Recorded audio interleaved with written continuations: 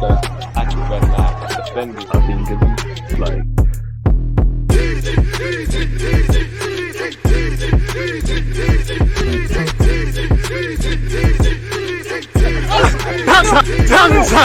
People deluded, I'm back again. Come on, Ian, man. Come on.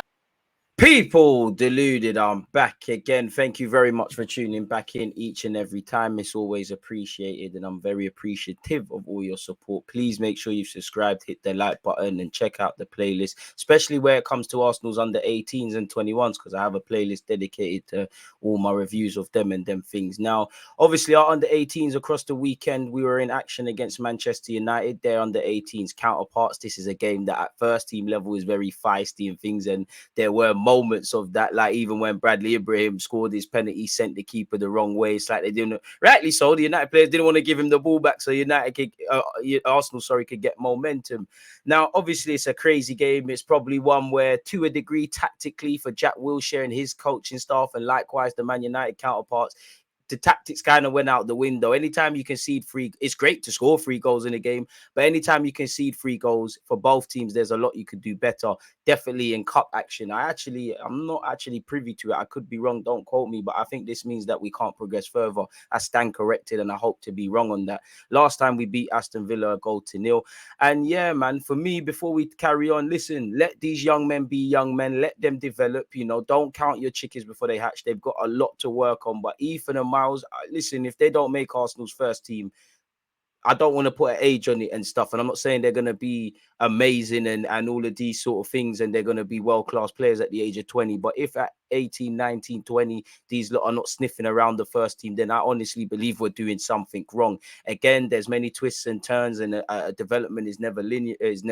There's many bumps and bruises, but Ethan and Myles, I say it every day. It doesn't matter if I've seen them play as schoolboys for Arsenal, seen them scratch the surface where the under 21s are concerned, do what they're doing at 18s level. For Ethan, obviously got some minutes earlier on in the season against Brentford. I genuinely believe that these two are special players, man. They're very different and very similar, and I think their understanding on the pitch, them two, it's a bit like, I don't want to gas it, but it's a bit like when I used to see Musiala and Jude Bellingham to a degree at youth level for England. I really do believe these two men can progress into Arsenal's first team. Again, before anything like their technical ability, they clearly come from good families and good homes. They're well grounded. They clearly listen tactically what's demanded of them, and they're very respectful. Now, obviously, people, again, if they don't make it, Myles is very gracious on the ball. Obviously, he won a penalty and set up Ethan.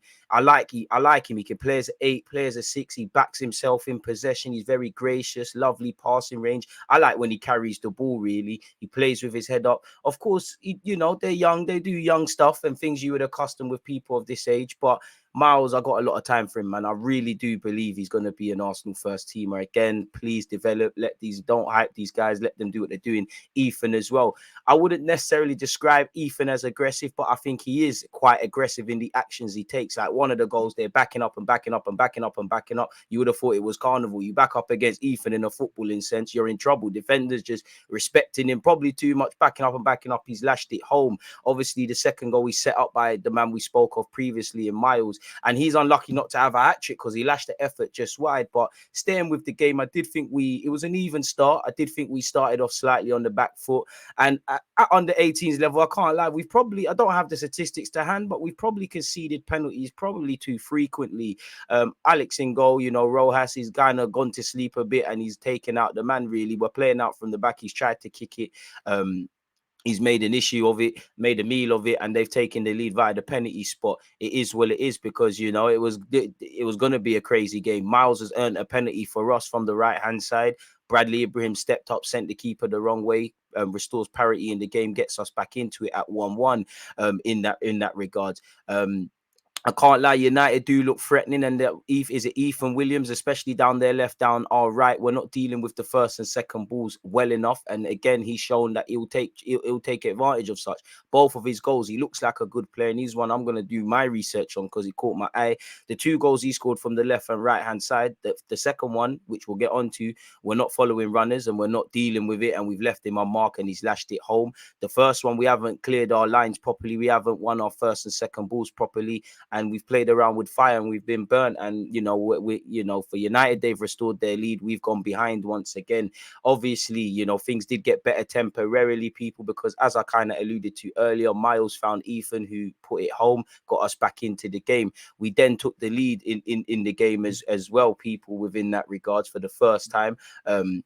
As I said, you back up against Ethan, you're in trouble. They've backed up, he's lashed it in. Typical Ethan stuff. It doesn't surprise me, fantastic passing range, good dribbler, plays with his head up, tries to bring his teammates in. Both of these players have a lot to work on, but it doesn't surprise me. So at this point, I'm like, all right, cool. It was a crazy game. We're showing elite ments. Both teams are showing, could do better and worse in some moments, but it's an even game. We've let ourselves down, like I said, once again. And for these young men collectively, the whole 11, if you're going to progress into the senior side of things at Arsenal, or into the men's game, or better yet, professional game, there's certain things you can't really do, but it's what you expect 16-year-olds and things to do. We've played with fire, we've got burnt, we've allowed the young Williams of United to score again. You need to take Warded size. He showed us already with his first goal, and ultimately we've conceded. As I said, the goals were good from both sets. The goals conceded, both teams would want to do better, probably the penalties as well. Both teams would want to hang on to the lead as well. Obviously in cup competition, you need to be even better. So I don't think we can have any complaints, but I'm proud of my boys regardless, people. So yeah, man, Manchester United 3, Arsenal's under 18s 3. We move in it, people. There's not much more we could do on that regard. So that's all I've got to add. If you've got any opinions, please comment them. Please hit the like button. Make sure you're subscribing. Make sure you're checking the playlist. And most importantly, stay blessed, stay safe. And I'll be at you again with another vid when the time comes.